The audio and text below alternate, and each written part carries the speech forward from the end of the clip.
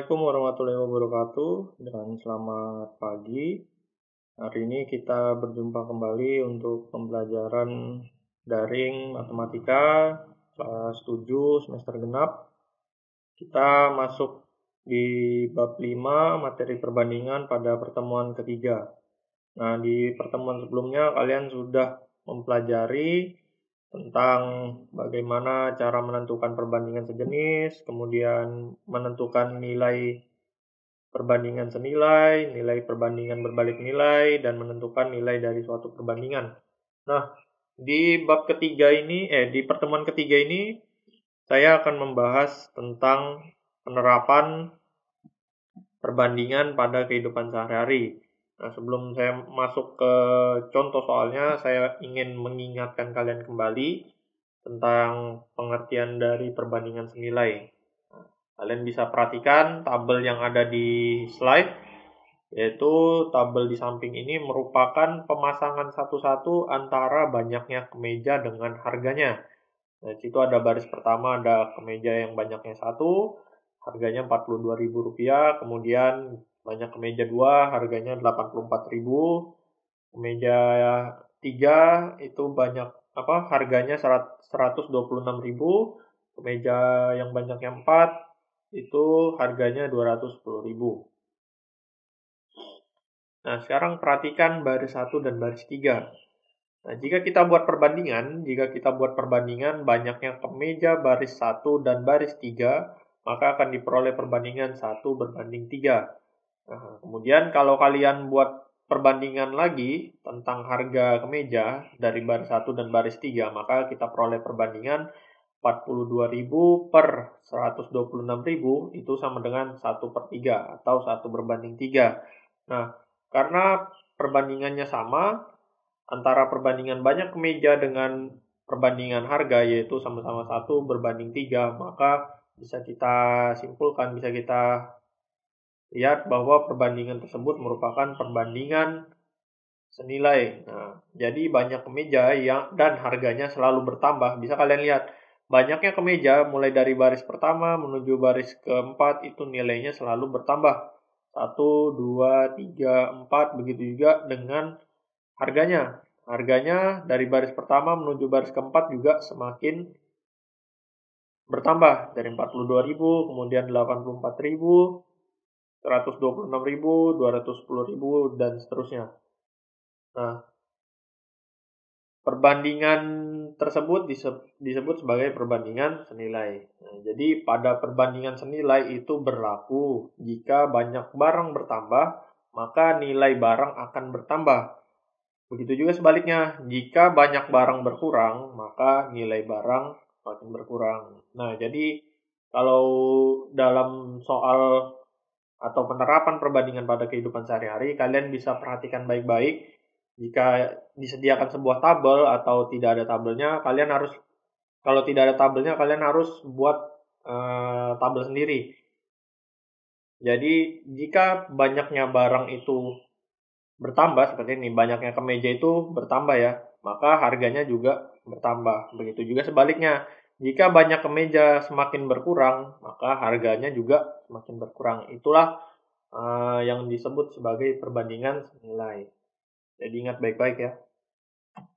Oke, untuk contoh pertama yaitu jika harga 5 buah buku tulis adalah Rp11.000, berapakah harga 2 lusin buku tulis? Nah, pasti di sini kalian bisa lihat dari soal ini.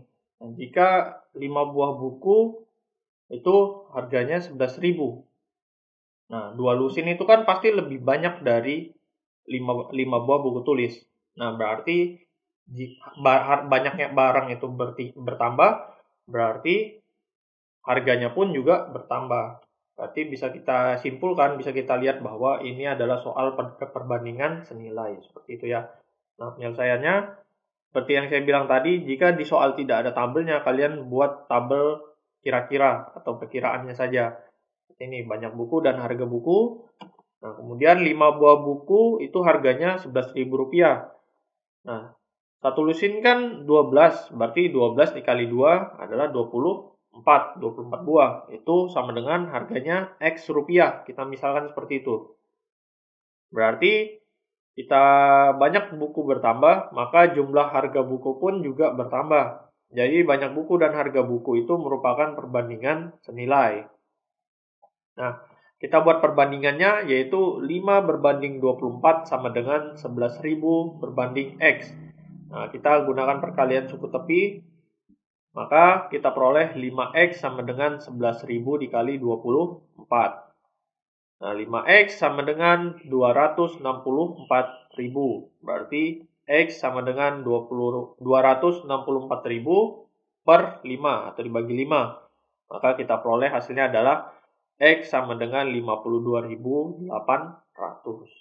Jadi harga dua lusin buku tulis tersebut adalah Rp52.800. Nah, jadi ini adalah contoh 1 untuk penerapan perbandingan senilai. Kemudian untuk contoh 2. Dalam menyambut ulang tahun kelahiran anaknya, seorang ibu memperkirakan membutuhkan beras sebanyak 6 kg untuk menjamu 24 orang. Berapakah biaya yang dibutuhkan untuk membeli beras jika ia ingin mengundang 36 orang dan harga 1 kg beras itu sama dengan Rp7.000? Nah, dari sini juga bisa kalian perhatikan baik-baik. Jika dia mengundang 24 orang, dibutuhkan 6 kg beras. Nah, tetapi di sini jika ia mengundang 36 orang, maka berapakah beras yang diperlukan dan berapakah biaya yang harus dikeluarkan? Berarti dari soal di sini bisa kita lihat bahwa semakin banyak orang yang diundang, maka beras yang dibutuhkan semakin banyak.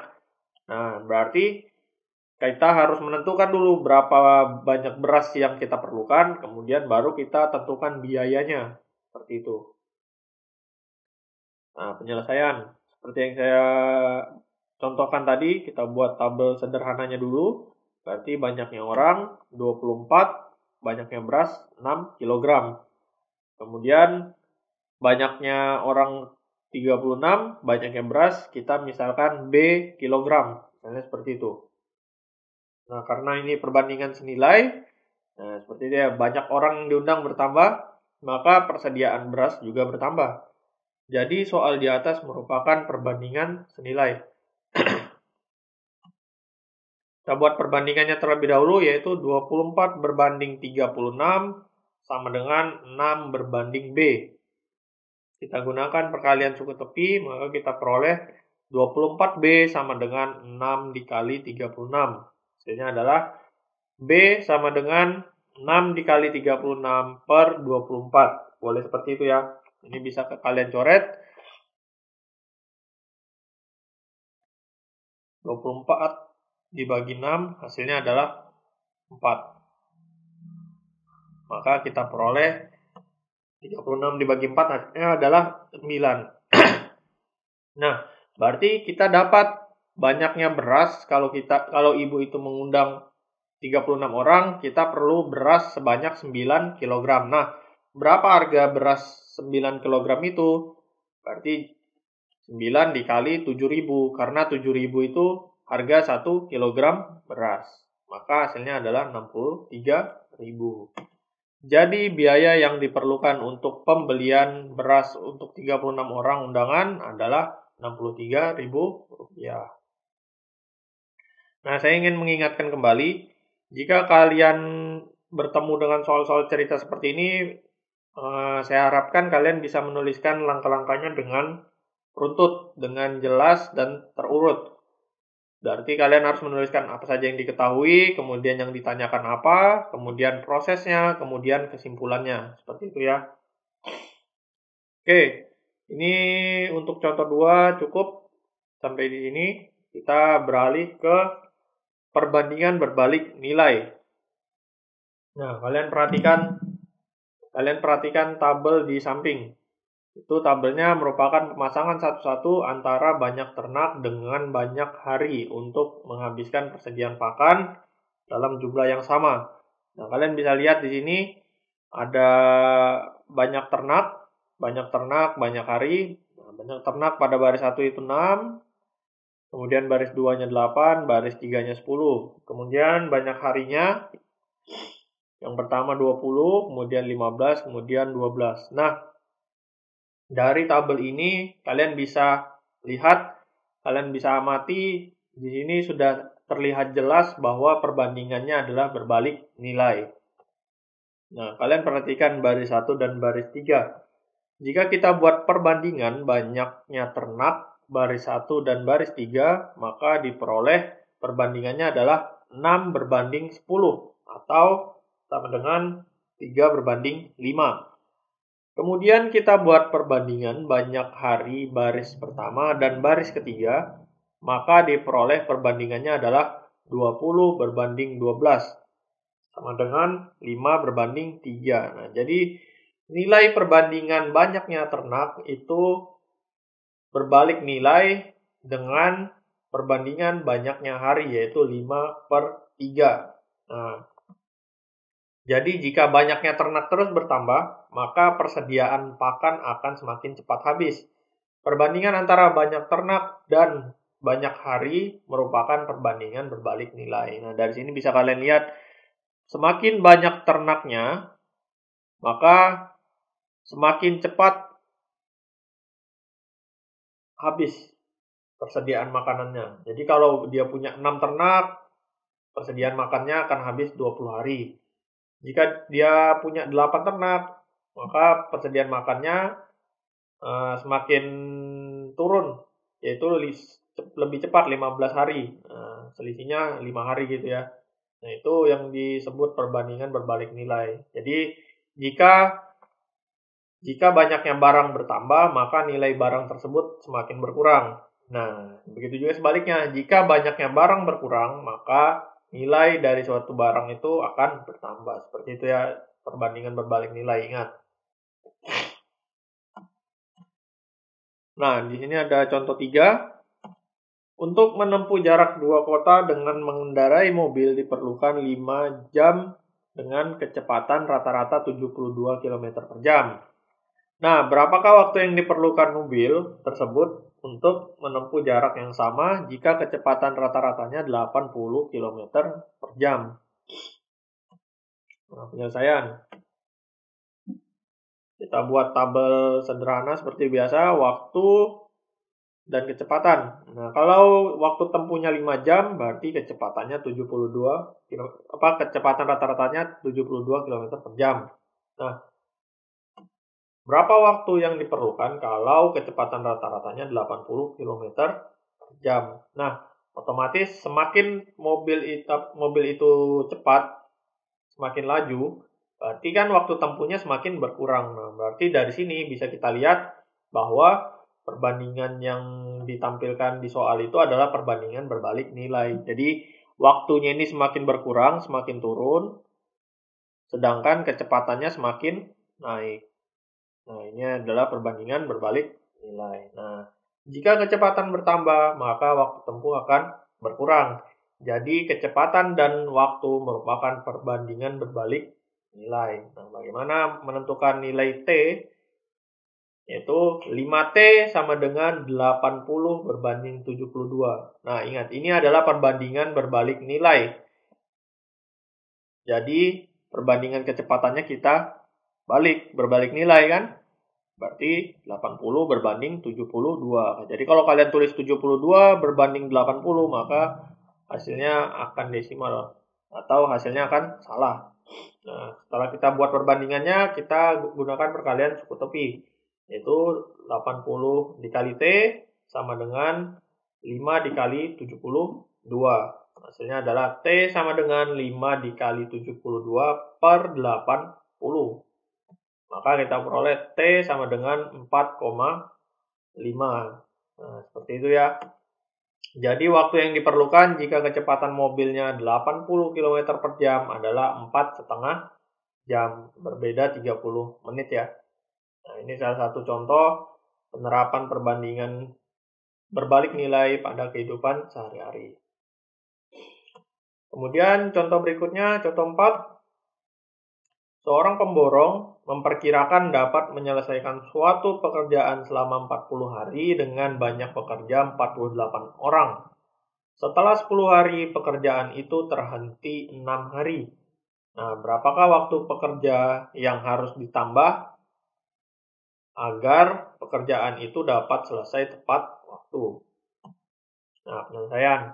Nah, ini soalnya sedikit agak panjang. Sebelum kalian dapatkan nilai perbandingannya, kalian harus lihat baik-baik soalnya.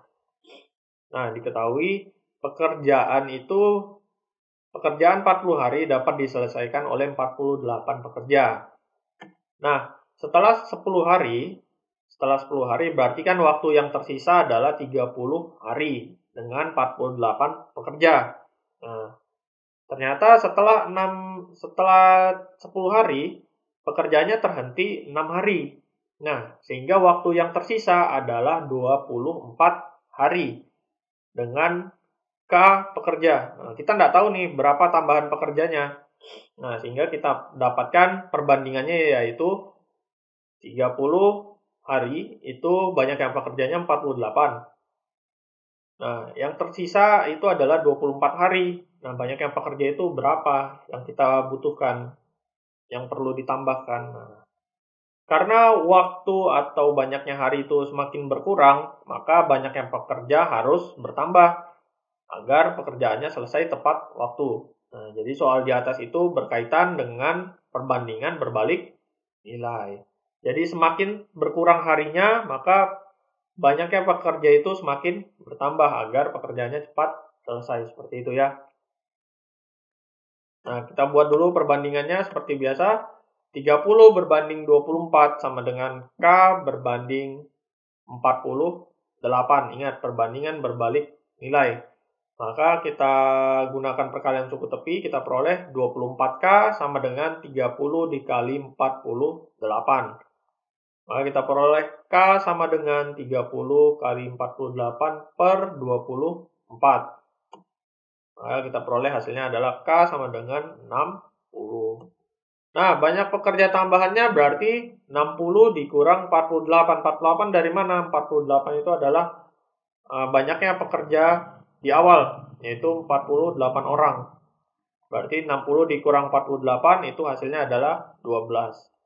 Jadi banyaknya pekerja yang harus ditambah agar pekerjaan selesai tepat waktu adalah 12 orang.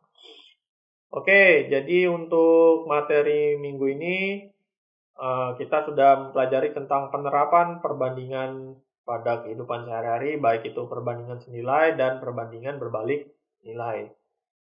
Nah, untuk materi pada hari ini saya rasa cukup. Untuk tugas-tugasnya nanti akan saya kirimkan di Google Classroom seperti biasa ya. Saya rasa cukup. Terima kasih atas perhatiannya. Assalamualaikum warahmatullahi wabarakatuh.